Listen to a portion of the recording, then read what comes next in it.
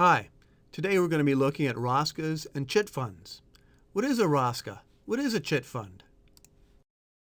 A ROSCA is a rotating savings and credit association. Here's how it works. We have 4 people, Adi, Hansa, Viraj, and Priya. In period 1, they each put $10 into a pot, creating a pot worth 40. One of them is then randomly chosen to receive the entire pot. Let's suppose it's Hansa. In period 2, each one again puts $10 into the pot. The pot is again worth $40. Hansa, however, is no longer eligible to receive the pot. So there's a random choice among the remaining 3. Let's suppose Adi wins the pot. In the 3rd period, we have the same thing. Each one of them puts in $10. One of them is randomly chosen to receive the pot. And then finally, in the 4th period, each one of them puts in $10, and the one remaining person, in this case Priya, receives the pot. Okay, well, you might be asking, well, what's the big deal? Ada, Hansi, Viraj, and Priya each pay $40 in total, each receive $40. What's the advantage?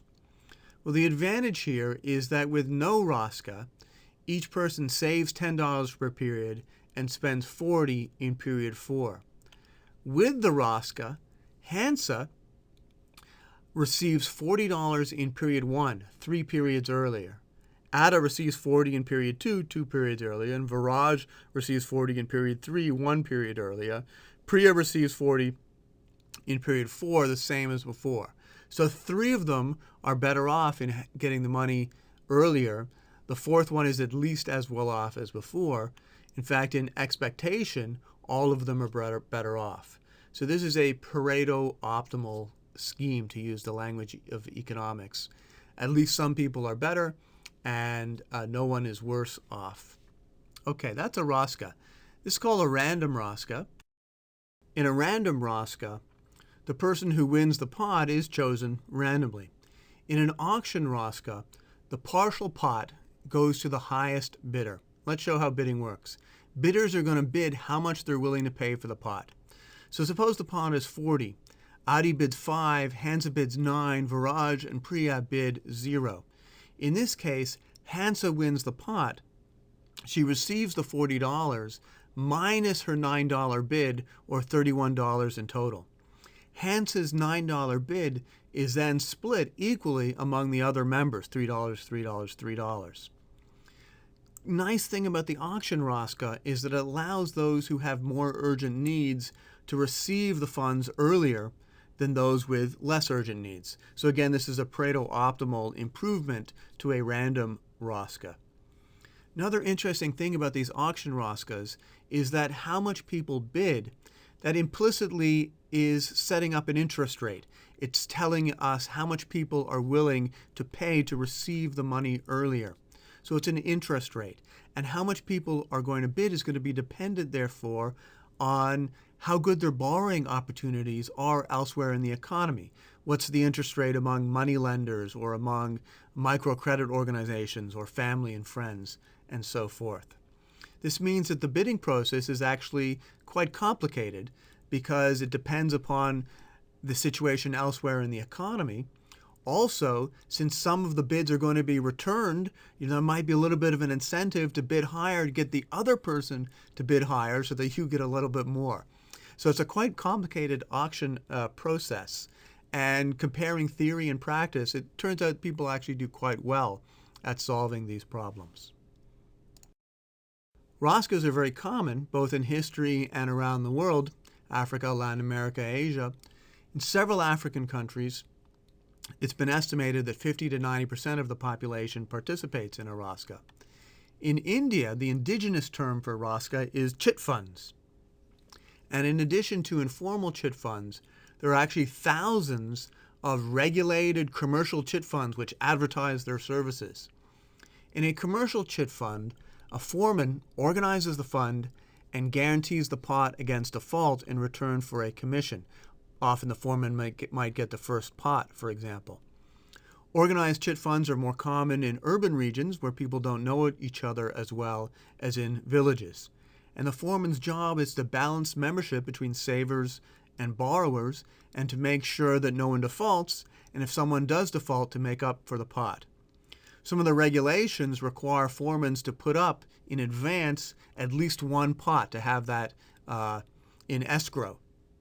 In addition, there's a limitation in many states on how much people are allowed in an auction ROSCA to bid for the pot. So in effect, this is an usury rate, a limit on the interest rate. Some of these regulations are probably a good idea. More recently, there's been more regulations, and this has been pushing people, particularly the poor, into the informal chit fund area. There's at least 10 times as many informal chit funds as there are regulated commercial chit funds. Both tend to work reasonably well, though the informal chit funds are more risky, particularly if you don't know the other people who are investing. So why do people invest in ROSCAs? Well, as the main name indicates, it's about savings and credit. First, it's a way of creating discipline to save, helping to overcome a self-control problem. Having every month to put something in the pot helps you to save. This could also be an other control problem. That is, having to put something in the pot every month means that somebody else can't spend that money. Perhaps a wife wants to stop a husband from drinking the money away, for example. Sometimes that does happen. These savings are then often used to purchase lumpy goods, perhaps a small business investment, an investment in a consumer durable like a washing machine, investment in a marriage, or even in jewelry. Especially in India, that's quite a common big item to purchase. The auction ROSCAs are also used for emergency credit situations. Sometimes hard to distinguish these two uses. So in a survey, 72% of chit fund members said that they were doing this for savings reasons. That was ex ante, however. If you looked among bidders in any given month, why they were bidding, emergency needs was listed by 56%, followed by business investment at 30%. So it's a combination of savings, having that money also available for an emergency use. We'll be talking more about finance in future lectures. It's important to keep in mind that ROSCAs and chit funds, they're part and parcel of a large set of ways of getting credit. Borrowing from family and friends is another, from microlenders, from money lenders, even from banks. Microcredit, very important. ROSCA is very important for balancing particularly consumers and consumer durables and purchases. Even more important for a country, however, is raising lots of money to invest in big business, to invest in factories and things of that nature, economies of scope and scale. And that's what we'll be talking more about in future lectures on finance. Thanks.